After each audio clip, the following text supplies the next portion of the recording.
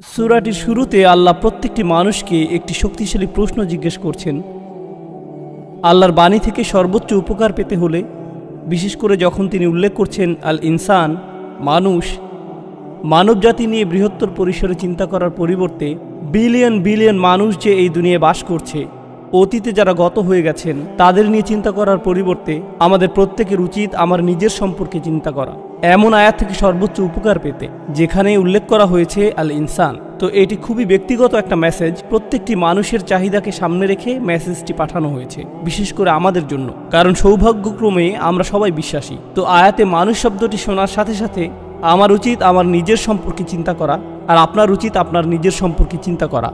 হাল আতা আলাল ইনসানি হিনুম মিনাদ দাহরি লাম ইয়াকুন শাইআম মাযকুরা। মানুষের উপর কি এমন একটা সময় অতিবাহিত হয়নি সময়ের সীমাহীন সমুদ্র থেকে, আদ-দাহর, সময়ের সীমাহীন সমুদ্র থেকে এমন একটা ছোট্ট সময়কে অতিবাহিত হয়নি যখন মানুষ এমন কিছু ছিল না যা নিয়ে কথা বলার মতো অবস্থা ছিল না, যার কথা উল্লেখ করার যোগ্য ছিল না, এবং এই অর্থটাও সে স্মরণযোগ্য কোনো বস্তু ছিল না। আল্লাহ আপনাকে আমাকে খুবই সহজ একটা প্রশ্ন করেছেন, এমন একটা সময় কি অতিবাহিত হয়নি যখন কেউ তোমার কথা মনে করতো না? এমন একটা সময় কি ছিল না যখন কেউ তোমার ব্যাপারে কিছু বলতো না? যদিও তোমার অস্তিত্ব ছিল, কিন্তু মানুষ তোমাকে নিয়ে কথা বলতে লজ্জা পেত, তোমার ব্যাপারে কথা বলতে তাদের অস্বস্তি লাগত। তৎক্ষণাৎ পরবর্তী আয়াতে তিনি বললেন, তিনি মানুষকে একটি তরল পদার্থ থেকে সৃষ্টি করেছেন, এক ফোঁটা পানি থেকে, নুতফা, যা মিশ্রিত, অর্থাৎ মিশ্রিত নারী এবং পুরুষের মাঝে। আল্লাহ এখন এমন কিছু নিয়ে কথা বলছেন, বীর্য নিয়ে, ডিম্ব নিয়ে, যা পরস্পর মিলিত হয় একজন নারীর গর্ভধারণ নিয়ে, যা নিয়ে কথা বলাটা অস্বস্তিকর এবং লজ্জাজনক। তাই এটা এমন কিছু নয় যা নিয়ে আপনি হামেশাই কথা বলেন, এমন কিছু নয় যা নিয়ে নিঃসংকোচে কথা বলেন। আগের আয়াতে আল্লাহ ইতিমধ্যে বলেছেন, তোমার অবস্থা একসময় এমন ছিল যা উল্লেখ করার যোগ্য ছিল না, যা স্মরণযোগ্য ছিল না। এই আয়াতে কয়েক স্তরের অর্থ রয়েছে, আমি কয়েকটি স্তর আমার জন্য এবং আপনাদের সবার জন্য খোলাসা করে তুলে ধরতে চাই। মহাবিশ্ব, বস্তুগত বিশ্বকে আমরা যেভাবে জানি, পদার্থবিজ্ঞানীরা আমাদেরকে বলছেন এটি 13.9 বিলিয়ন বছর যাবৎ বর্তমান আছে, আর এই গ্রহটি সম্ভবত 4 বা 5 বিলিয়ন বছর যাবৎ টিকে আছে, অর্থাৎ এই গ্রহের গঠনকাল। এই সমস্ত সময়ের সীমাহীন সমুদ্রগুলোতে আমাকে নিয়ে কোনো কথা হতো না, কোথাও আমার কোনো উল্লেখ ছিল না, আমার অস্তিত্ব ছিল না। এমনকি যখন এই মহাবিশ্ব বাস্তবে এলো, সীমাহীন পরিমাণ সময় পার হওয়ার পর এই গ্রহে যখন মানবজাতির বসবাস শুরু হলো, মানব ইতিহাসের বৃহত্তর অংশটি ইতিমধ্যে পার হয়ে গেছে, আর সেই ইতিহাসের কেউই জানতো না আমি কে, আমার কথা কেউই কখনো মনে করেনি, আমার নাম কখনো উল্লেখ করা হয়নি। আপনি ইতিহাস সম্পর্কে অধ্যয়ন করতে পারেন, আর ওই মানুষগুলো প্রাসঙ্গিক, একমাত্র যার কোনো প্রাসঙ্গিকতা নেই সে হলো আপনি। আর ওই মানুষগুলো প্রাসঙ্গিক, একমাত্র যার কোনো প্রাসঙ্গিকতা নেই সে হলো আপনি, আমি। কিন্তু তাদের কাছে আমাদের অস্তিত্ব ছিল না। এই কথাগুলো মনে করিয়ে দিয়ে আল্লাহ বলছেন, অধিকাংশ সময় ইতিমধ্যে অতিক্রান্ত হয়ে গেছে যখন আপনি আর আমি সম্পূর্ণ অপ্রাসঙ্গিক ছিলাম, আমরা গল্পের অংশ ছিলাম না। আল্লাহ এই উপায়ে আমাদের মনে করিয়ে দিচ্ছেন, সামান্য যে কিছু সময়কাল আমরা বর্তমান থাকি, আমাদের মায়ের গর্ভ থেকে দুনিয়াতে আসার পর, বস্তুত আমার মা যখন আমাকে গর্ভে ধারণ করেছিলেন শুরুতে, তার কোনো ধারণাই ছিল না যে আমি তার পেটের ভেতর। মাররত বিহি, সে বাচ্চাকে নিয়ে চলাফেরা করতে থাকলো, সে জানেও না। এরপর যখন সে তার শরীরে পরিবর্তন লক্ষ্য করতে শুরু করলো, তখন তারা উভয়ে আল্লাহর নিকট দোয়া করতে শুরু করলো, লা ইন আতাইতানা সালিহান, যদি আপনি আমাদেরকে সুসন্তান দান করেন। তারা এমনকি জানেও না এই সন্তানটা কে। এমনকি যখন তারা স্মরণে আনতো, আমার মা আমার সম্পর্কে ভাবতেন, যখন আমি তার পেটে ছিলাম উনি জানতেন না আমি কে, উনি আমাকে নিয়ে যথাযথভাবে ভাবতে পারতেন না। শুরুতে উনি জানতেন না আমি কি ছেলে নাকি মেয়ে, উনি জানতেন না আমি কোন ধরনের সন্তান হব, কি কি গুণাবলী থাকবে, উনি কিছুই জানতেন না। কিন্তু এমনকি এই দুনিয়াতে আমার আগমনের পরে, এই ধরায় আমার পদার্পণের পরেও একটি জিনিস আপনারা লক্ষ্য করবেন, মানবজাতির নকশা অনুসারেই মানুষের জন্য ব্যবহৃত একটা শব্দ হলো ইনসান, আর ইনসানের একটি উৎপত্তিগত শব্দ হলো উনস, আর উনস মানে ভালোবাসা এবং মায়া মমতা। মানুষ শুধু ভালোবাসা প্রদান করে না, তারা ভালোবাসা গ্রহণও করতে চায়, তারা মায়া মমতা পেতে চায়। সেজন্য বাচ্চাকাল থেকেই, যে মুহূর্ত থেকে সে নিজের সম্পর্কে কিছুটা সচেতন হতে শুরু করে, মা যদি বাচ্চার দিকে না তাকায়, আম্মু আম্মু আম্মু আম্মু, আপনাদের যাদের ছোট বাচ্চা আছে ব্যাপারটা জানেন ইতিমধ্যে, বাচ্চাদের মনোযোগ প্রয়োজন, তারা সর্বদা এর খোঁজ করে। এরপর আরেকটু বড় হয়ে উঠলে তারা কিছু একটা এঁকে আপনাকে দেখাতে চায়, কারণ তারা আপনার মনোযোগ চায়, তারা স্বীকৃতি চায়। দেখো আমি কি জামা পরেছি, দেখো আমি কি এঁকেছি, দেখো আমি কি করতে পারি। বাচ্চাটা এখনো লাফ দিতে পারে না, উপরের দিকে একটুখানি লাফ দিয়ে বলে আমাকে দেখো, দেখেছো, আবার দেখো, কারণ তার নিজের জন্য ওই মনোযোগটুকু দরকার। সে মাজকুর হতে চায়। সূরা ইনসানের প্রথম আয়াতে উল্লেখিত শেষ শব্দটি মাজকুর। মাজকুর মানে যার কথা উল্লেখ করা হয়, যার নাম স্মরণে আনা হয়। এটি মানব প্রকৃতির ভেতরে স্থাপন করে দেয়া হয়েছে। আর এভাবে বড় হতে থাকেন। কিশোর বয়সে পৌঁছলে আপনি সুন্দর সুন্দর জামা কাপড় পরতে চান, আকাঙ্ক্ষা করেন নিজেকে যেন সুন্দর দেখায়, কারণ আপনি সবার নজরে পড়তে চান, দৃষ্টিতে পড়তে চান, এবং মাজকুরও নিজের উল্লেখও চান। আশা করেন মানুষ যেন আপনাকে নিয়ে কথা বলে। আরও বড় হতে থাকলে, এখন আপনি বিশ্ববিদ্যালয়ে পড়েন, আমি জানি এখানে সমাবর্তন হতে যাচ্ছে, গ্র্যাজুয়েট হওয়া অনেক বড় একটা ব্যাপার। কি হয় যখন ছাত্ররা তাদের সার্টিফিকেট পায়? অনেকে ইনস্টাগ্রামে এবং ফেসবুকে তাদের সার্টিফিকেটের ছবি আপলোড করবে। আপনি ছাড়া কেউ যারা কোনো পরোয়া করে না, কিন্তু আপনার ভেতরে আছে মাজকুর হওয়ার আকাঙ্ক্ষা। মানুষ যেন আপনার নাম উল্লেখ করে এমন একটা চাহিদা। মাশাআল্লাহ, অভিনন্দন, কংগ্রাচুলেশনস। আমাদের জীবনটাই কেটে যায় স্বীকৃতি খুঁজতে খুঁজতে। এমনকি মানুষ যখন বিয়ে করে, স্ত্রী স্বামীর কাছ থেকে স্বীকৃতি পাওয়ার আশায় থাকে, আবার স্বামীও স্ত্রীর কাছে স্বীকৃতি পাওয়ার আশায় থাকে। আমরা আমাদের পিতামাতাকেও সন্তুষ্ট করতে চাই। যখন গ্র্যাজুয়েট হন, সবাই আপনাকে অভিনন্দন জানাচ্ছে, কিন্তু আপনি আপনার বাবার কাছে মাজকুর হতে চান। বাবা আমি পাশ করেছি, বাবা আপনার ছেলে পাশ করে ফেলেছে, বাবা ছবিগুলো দেখেছেন। বাবার কাছ থেকে এই অভিনন্দনটা আপনি পেতে চান, অথবা আপনার মায়ের কাছ থেকে, কারণ সব সময় এমন বিশেষ কেউ থাকে যার কাছে আমরা স্মরণীয় হয়ে থাকতে চাই। জানেন, এখন বহু স্টাডি থেকে জানা যায় মানুষ এখন অনেক বেশি নিঃসঙ্গ এবং একাকিত্ব ফিল করে ইতিহাসের অন্য যে কোনো সময়ের তুলনায়। ব্যাপারটা কৌতূহল জাগ্রত করে। একবার আমি একটা ইসলামিক স্কুলে গিয়েছিলাম, অন্য একটা মুসলিম দেশে। আমি একদল বালক বালিকার উদ্দেশ্যে বক্তব্য দিয়েছিলাম। এক পাশে ছিল প্রায় 300 থেকে 400 বালক এবং অন্য পাশেও ছিল প্রায় 300 থেকে 400 বালিকা 13-14 বছর বয়সের। আমি একটা বক্তব্য দিয়েছিলাম, প্রিন্সিপাল এবং অন্যান্য শিক্ষকরাও সবাই সেখানে উপস্থিত ছিল। তো তারা একটি প্রশ্নোত্তর সেশনের আয়োজন করেছিল। 800 ছাত্রছাত্রী রুমের ভেতর, কেউ কোনো প্রশ্ন জিজ্ঞেস করলো না। আমি তখন বললাম, তারা প্রশ্ন জিজ্ঞেস করছে না কারণ পুলিশ তাদের দিকে তাকিয়ে আছে, শিক্ষকেরা সেখানে, প্রিন্সিপাল সেখানে, ক্যামেরাম্যান সেখানে, তারা লজ্জা পেতে চায় না। তাই আমি কি করব? আমি সমাবেশের ভেতরে চলে যাব এবং এই বাচ্চাগুলোর সাথে কথা বলবো। কোনো ক্যামেরা থাকবে না, মাইক্রোফোন থাকবে না। আমি ভেতরে গেলাম ছাত্রীদের সেকশনে, শুধু ছাত্রীগুলোর সাথে কথা বলেছিলাম 2 ঘন্টা যাবত। তাদের প্রশ্নের যেন আর শেষ নেই। অন্য পাশে ছেলেদের সেকশনে আরও 2 ঘন্টা, তাদেরও প্রশ্নের কোনো শেষ নেই। আর সবচেয়ে কমন প্রশ্নটি ছিল, সব সময় একাকিত্ব ফিল করলে কি করব? যদি নিজের সরব উপস্থিতি না থাকে তখন কি করব? যদি কেউ আমাকে না দেখে? মানুষের এমন গভীর এক আকাঙ্ক্ষা আছে মাজকুর হওয়ার, যে এক টিনেজার অন্যান্য বন্ধুদের অনলাইনে দেখে, তখন ভাবে আমার তো একটা অ্যাকাউন্ট নেই, আমার তো এত এত ফলোয়ার নেই, মানুষ তো আমাকে দেখছে না, আমি তো মাজকুর নই, আমার আরেকটা ছবি তোলা উচিত, না ফিল্টার পরিবর্তন করি, না অন্য কিছু করা দরকার, ব্যাকগ্রাউন্ড পরিবর্তন করলে ভালো হবে, লাইটটা আর একটু ভালো হতে পারত।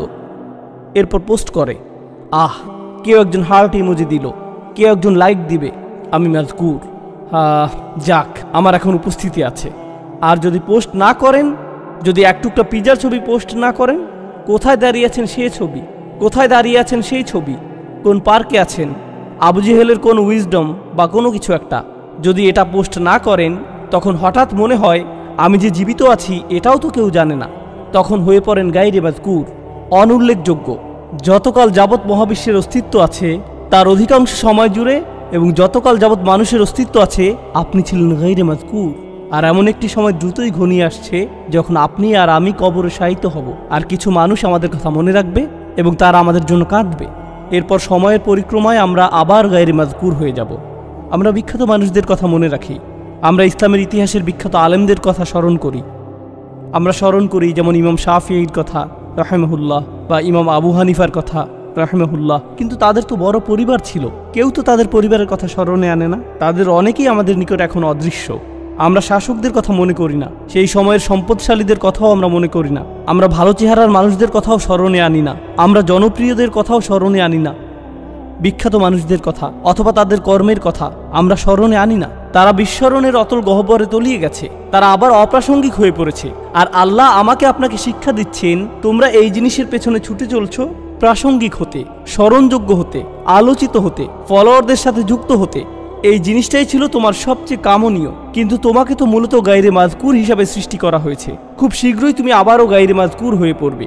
তারা পুনরায় অপ্রাসঙ্গিক অবস্থায় প্রত্যাবর্তন করবে।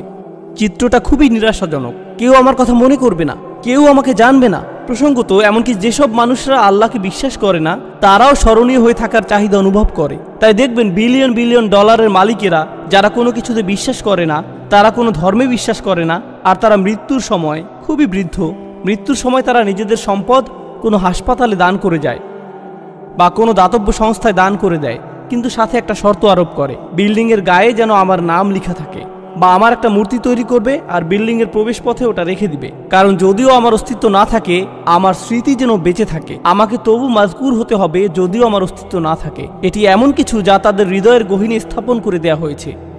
কিন্তু এই যে আকাঙ্ক্ষা, আল্লাহ একটি বাচ্চার ভেতরে এটি রেখেছেন, শিশুটির মনোযোগ পাওয়ার আকাঙ্ক্ষা, বা যে আকাঙ্ক্ষাটা আল্লাহ মানুষের ভিতরে রেখে দিয়েছেন, যা মাল্টি বিলিয়নিয়ার ডলারের সোশ্যাল মিডিয়া ইন্ডাস্ট্রির মূল চালিকা শক্তি। মানুষ যদি অন্যের মনোযোগ না চাইতো, সোশ্যাল মিডিয়ার জন্ম হতো না, এর অস্তিত্ব থাকতো না। এগুলো শয়তানি কোনো মেশিন না, এগুলো শুধু আমাদের আকাঙ্ক্ষাগুলো খেয়েই বেঁচে আছে।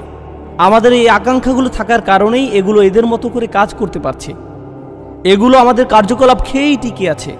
ব্যাপারটা হলো, আল্লাহ কেন এই চাহিদাটা আমাদের ভেতরে রেখেছেন? এর উদ্দেশ্যটা কি?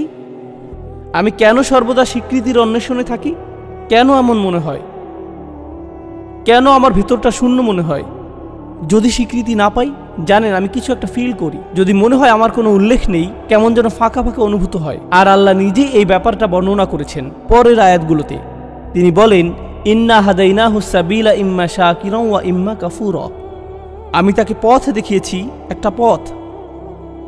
আল্লাহ প্রতিটি মানুষের ভেতরে প্রোগ্রাম করে দিয়েছেন যে তারা এই জীবনে একটি সফরে আছে।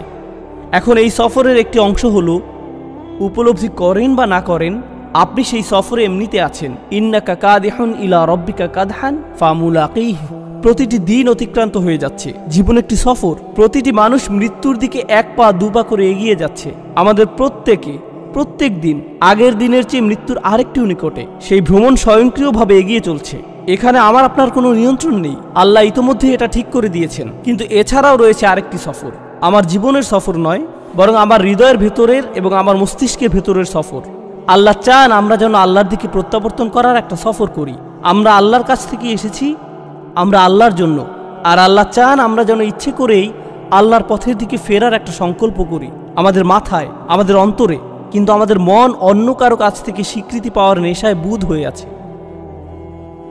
এটা অন্য মানুষদের কাছে গ্রহণযোগ্যতা পেতে চায়। কিন্তু আল্লাহ চান আমাদের হৃদয় এবং মস্তিষ্ক যেন সবার আগে আল্লাহর কাছে স্বীকৃতি খোঁজে, আল্লাহর কাছে স্বীকৃতি খোঁজে। আমার রব কি আমার প্রতি খুশি? আমার রব কি আমার ভালো কাজটির দিকে তাকিয়ে খুশি হয়েছেন? আমার এই সেবা দেখে কি আমার রব খুশি হয়েছেন? আমি কি আমার জীবন এমনভাবে অতিবাহিত করেছি যে একদিন যখন এই ভ্রমণের সমাপ্তি হবে, তখন তার সাথে আমার সাক্ষাতের সুযোগ হবে? তিনি বলেন, ইম্মা শাকিরান। আল্লাহ মানুষকে এই সফরে এগিয়ে যাওয়ার সামর্থ্য দিয়ে সৃষ্টি করেছেন। আপনি আমাদের প্রত্যেকের জন্য রয়েছে দুইটি পছন্দের বিষয়, হয় আমরা কৃতজ্ঞ অথবা আমরা চরম অকৃতজ্ঞ। ইম্মা শাকিরান ওয়া ইম্মা কাফুরা। চলুন সাধারণ ভাষায় কৃতজ্ঞতার অর্থ বোঝার চেষ্টা করি কিছুটা। যদি আমি আমার ছেলেকে একটি বাইসাইকেল কিনে দেই আর সে বলল, থ্যাংক ইউ, ধন্যবাদ বাবা, আমি তাকে বাইসাইকেল কিনে দিলাম, কিন্তু সে জীবনেও এটাতে চড়েনি। সে বাড়ির এক পাশে এটি ফেলে রাখলো, কাপড় দিয়ে মুড়িয়ে রাখলো। এখন ওই থ্যাংক ইউর কোনো অর্থ নেই। কেন? কারণ সে যদি সাইকেলটি প্রতিদিন চালাতো, পরিষ্কার করত, প্রতিদিনের যত্ন নিত, তখন আমি বলতাম আমার ছেলে সাইকেলের জন্য কৃতজ্ঞ। কিন্তু সে যদি কখনো এটি ব্যবহার না করে ফেলে রাখে, সে যতই সাইকেলের জন্য ধন্যবাদ দিক না কেন, এটা কোনো ব্যাপার না। সাইকেলটা যে পরে থেকে ধুলাবালি সংগ্রহ করছে, তাই তার কথাগুলো ফাঁকা বুলি ছাড়া আর কিছুই না। এর নাম কৃতজ্ঞতা নয়। সহজে বোঝা গেল তো? যখন আল্লাহ আমাকে হেদায়েত দিয়েছেন, আল্লাহ আমাকে এই জীবনের একটি লক্ষ্য দিয়েছেন, আর আল্লাহ বলছেন, তুমি কি এই হেদায়েতের জন্য কৃতজ্ঞ হবে? আমি কি সেই হেদায়েতের জন্য কৃতজ্ঞ হব নাকি হব না? তার মানে আল্লাহ আমাকে যা দিয়েছেন, যদি আমি তা ব্যবহার না করি, যদি আমি তা জীবন চলার পথে কাজে না লাগাই, তখন আমি যত খুশি আলহামদুলিল্লাহ বলতে পারি, এটা অর্থহীন। আমি তো উপহারটি ব্যবহার করছি না, আমি কোনোভাবেই এটি কাজে লাগাচ্ছি না। এটাই হলো ইম্মা শাকিরান ওয়া ইম্মা কাফুরা। অসাধারণ সুন্দর একটা ব্যাপার আছে, যেদিকে আমি আলোচনার মোড় ঘুরিয়ে নিতে চাই। জানেন, এই একই সূরাতে, সূরাতুল ইনসানে পরের দিকে একেবারে সমাপ্তিতে আল্লাহ বর্ণনা করছেন, না বরং শেষের অংশে আল্লাহ জান্নাতি মানুষদের বর্ণনা দিয়েছেন। আল্লাহুম্মা আদখিলনা ফি জান্নাতিক। দোয়া করছি আল্লাহ যেন আমাদের তার জান্নাতে প্রবেশ করান। আমরা যখন আল্লাহর জান্নাতে প্রবেশ করব, পরিশেষে এমন একটা সময় আসবে, আল্লাহ যার বর্ণনা দিয়েছেন এভাবে, তার প্রতি বিশ্বাসীদের পোশাক পরানো হবে বিশেষ ধরনের, হুল্লু আসাউরা মিন ফিদ্দাহ, তাই না? তিনি বলছেন, আলিয়াহুম সিয়াবু সুন্দুসিন খুদরুম ওয়া ইস্তাবরাক ওয়া হুল্লু আসাউরা মিন ফিদ্দাহ। তাদেরকে বিভিন্ন ধরনের সিল্কের তৈরি পোশাক পরানো হচ্ছে, হাতে বিশেষ ধরনের ব্রেসলেট পরানো হচ্ছে। মনে করতে পারেন রোলেক্স ঘড়ির মতো কিছু, বিশেষ ব্র্যান্ডের ঘড়ি পরানো হচ্ছে, হাতে ব্রেসলেট পরানো হচ্ছে, সুন্দর জামা পরানো হচ্ছে। কেন তাদের স্পেশাল পোশাক পরানো হচ্ছে? ভালো পোশাক পরেন কারণ বিশেষ কোনো অনুষ্ঠানে যোগ দিতে যাচ্ছেন, তাই না? আপনি উত্তম পোশাক পরেন যখন বিশেষ কারোর সাথে সাক্ষাৎ করতে যান। ঠিক একই আয়াতের পরের অংশে তিনি বলেন, ওয়াসাকাহুম রব্বুহুম শারাবান তাহুরা। আর তাদের রব আল্লাহ তাদেরকে পবিত্র ড্রিঙ্কস পান করতে দিবেন। আপনারা সরাসরি আল্লাহর সাথে সাক্ষাৎ করতে যাচ্ছেন, আপনাকে বিশেষ পোশাক পরানো হচ্ছে জান্নাতে, কারণ আপনি আল্লাহর সাথে সাক্ষাৎ করতে যাচ্ছেন। এখন জান্নাতে যখন আল্লাহর সাথে আপনার সেই সাক্ষাৎটি হবে, আল্লাহ আমাদের সবাইকে তার সাথে সেই সাক্ষাৎটি করার সৌভাগ্য দান করুন। যখন সেই সাক্ষাৎটি হবে, তিনি আমাদের একটা ড্রিঙ্কস দিচ্ছেন, সুস্বাদু পানীয় দিচ্ছেন। আর যখন পবিত্র পানীয় আমাদের দিচ্ছেন, তিনি তখন আমাদের সাথে কথা বলছেন, ইন্না হাযা কানা লাকুম জাযাউন ওয়া কানা সাঈকুম মাশকুরা। এটি তোমাদের বেতন, এটি তোমাদের পুরস্কার, আর তোমাদের কর্মপ্রচেষ্টা ছিল প্রশংসাযোগ্য। তোমাদের চেষ্টাগুলো স্বীকার করে নেওয়া হলো। অর্থাৎ মানুষকে সৃষ্টি করা হয়েছে উল্লেখের অযোগ্য করে। মানুষ মরে যায়, এরপর অন্যরা হয়তো কিছুকাল তাদেরকে মনে রাখবে অথবা রাখবে না, কিন্তু আল্লাহ বলছেন, মহাবিশ্বের বয়সের চেয়েও বেশি সময় ধরে এবং যতকাল যাবৎ আকাশসমূহ এবং পৃথিবী বর্তমান আছে তার চেয়েও বেশি সময় ধরে আল্লাহ আমার চেষ্টাগুলোর কথা মনে রাখবেন। আল্লাহ তার স্বীকৃতি দিবেন। আল্লাহ বলবেন, তুমি উত্তম প্রচেষ্টা দেখিয়েছো, আর তার পুরস্কার তুমি এখন পাচ্ছ। আল্লাহ আমার স্বীকৃতি দেবেন, আমি তখন মাজকুর হয়ে যাব আল্লাহর নিকট। আল্লাহ নিজে আমার উল্লেখ করবেন। আমরা যে আল্লাহর জিকির করি, এটি একটি দিক। আর এই আয়াতে আল্লাহ আপনার জিকির করছেন, তিনি আপনার কথা উল্লেখ করছেন, তিনি আপনার প্রচেষ্টাগুলোর কথা মনে করছেন, তিনি আপনার চেষ্টাগুলোর স্বীকৃতি দিচ্ছেন। তো এখন আমি আমার চাহিদা সম্পর্কে শিখলাম যে এটা বৈধতা চায়, আমার স্বীকৃতি পাওয়ার চাহিদা, আমার উল্লেখ পাওয়ার আকাঙ্ক্ষা। আল্লাহ যে পিপাসা আমার ভিতরে স্থাপন করে দিয়েছেন, আর কোনো মানুষ সে তৃষ্ণা কখনো মেটাতে পারবে না। যখন অন্য কারো মনোযোগ চাইবেন বা অন্য কারো স্বীকৃতি চাইবেন, আপনি সর্বদা হতাশ হবেন। এরপর উপলব্ধি করবেন, যদি আপনি সত্যি কৃতজ্ঞ হন, যদি প্রকৃত শুকরগুজারি হন, তখন আপনি শুধু আল্লাহর কাছ থেকে স্বীকৃতি খুঁজবেন, শুধুই তার কাছে। এটাই আপনার জন্য যথেষ্ট। আর যখন তা যথেষ্ট হবে, জান্নাতে আল্লাহ বলবেন, এই যে তোমার স্বীকৃতি। এটা সেই একই সূরা। প্রসঙ্গত, যখন আমরা অন্যদের জন্য মঙ্গলজনক কিছু করব, ইউতঈমুনা তাআম, তারা অন্যদের আহার করায়, আল্লাহ বলেন, ইন্নামা নুতঈমু লিওয়াজহিল্লাহি লা নুরিদু মিনকুম ওয়াজাযাউন ওয়ালা শাকুরা।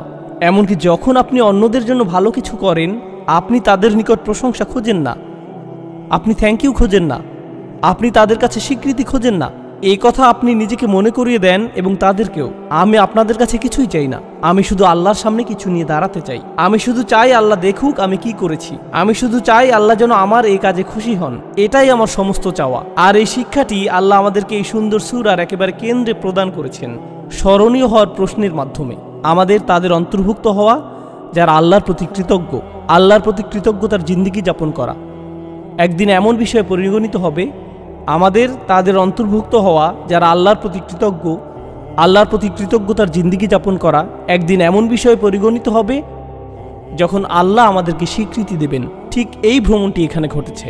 এই সূরার একেবারে শুরুতে আপনারা দেখবেন আল্লাহ উল্লেখ করছেন, আমরা আমাদের মায়ের গর্ভে ছিলাম। আর মায়ের পেটকে বলা হয় রাহাম, গর্ভকে বলা হয় রাহাম। আর সূরার সমাপ্তিতে আল্লাহ বলেন, ইদখিলু মান ইয়াশাউ ফি রাহমাতিহি।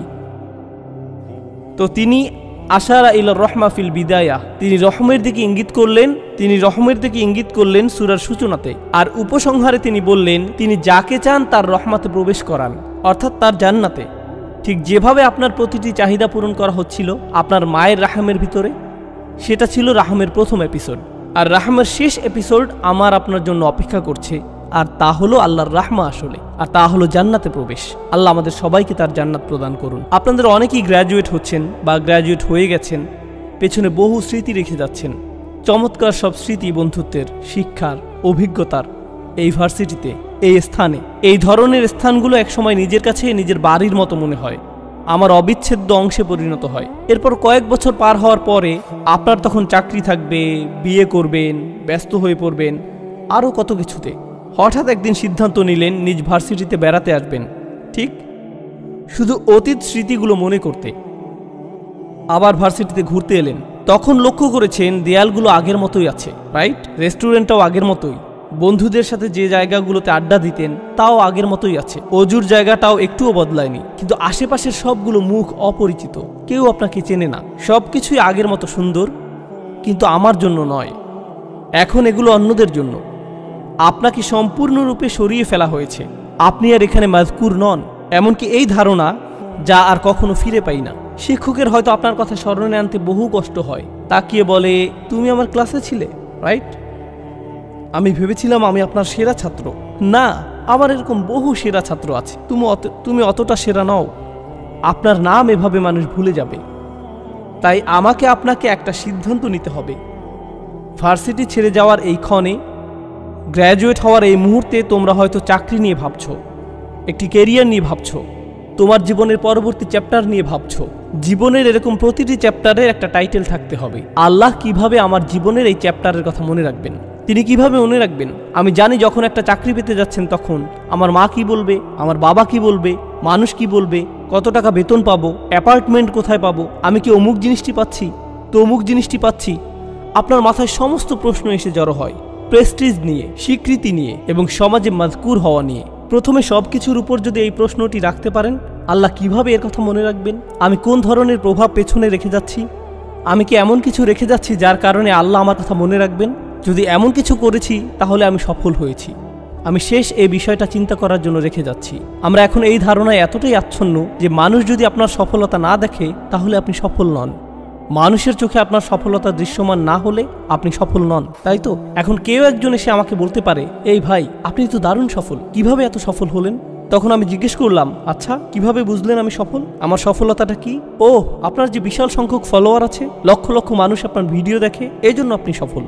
তখন আমি বলি, সুবহানাল্লাহ, আমরা কোরআন থেকে কত দূরে সরে এসেছি, আমাদের চিন্তা ভাবনা কোরআন থেকে কত দূরে। জানেন তো, নূহ আলাইহিস সালামের প্রায় কোনো ফলোয়ারই ছিল না, তার অত অনুসারী ছিল না, আর বিশাল এক সময় ধরে তার কোনো অনুসারীই ছিল না। বস্তুত আপনি যদি নূহ আলাইহিস সালাম সম্পর্কে জিজ্ঞেস করেন, তার নিজের অঞ্চলে মানুষ তাকে নিয়ে উপহাস করত, ও ওই বৃদ্ধ মানুষটা, সে তো একটা পাগল। এই ধরনের কটু কথা তিনি শত শত বছর ধরে শুনে আসছিলেন। আর একমাত্র যিনি তার সেই যন্ত্রণাগুলোর কথা মনে রেখেছেন, কোনো ঐতিহাসিক সেই সংগ্রামের কথা লিখে রাখেননি, যার কোনো নথিপত্র বর্তমান নেই। ভাবছেন কিছু মানুষ নূহ আলাইহিস সালামের জীবনী লিখে রেখেছিল যেন মানুষ তার কথা মনে রাখতে পারে? না না না, আল্লাহ এটা রেকর্ড রেখেছেন, আর আল্লাহ তাকে মাজকুর বানিয়েছেন। ইব্রাহিম আলাইহিস সালাম মক্কার মরুভূমিতে একা একা দোয়া করছিলেন, ও আল্লাহ, এই ঘরটিকে একটা শান্তিপূর্ণ স্থানে পরিণত করুন এবং মানুষের অন্তরে ভালোবাসা তৈরি করে দিন এই ঘরের প্রতি। ফাজআল আফইদাতাম মিনান নাসি তাহওয়ি ইলাইহিম। তখন কোনো ভিডিও ক্যামেরা ছিল না, কোনো লাইভ স্ট্রিমিং ছিল না, এরকম কিছু ঘটেনি, কেউ সেখানে ছিল না, শুধু একজন মানুষ মরুভূমিতে, শুধু তিনি আর তার রব কথা বলছিলেন।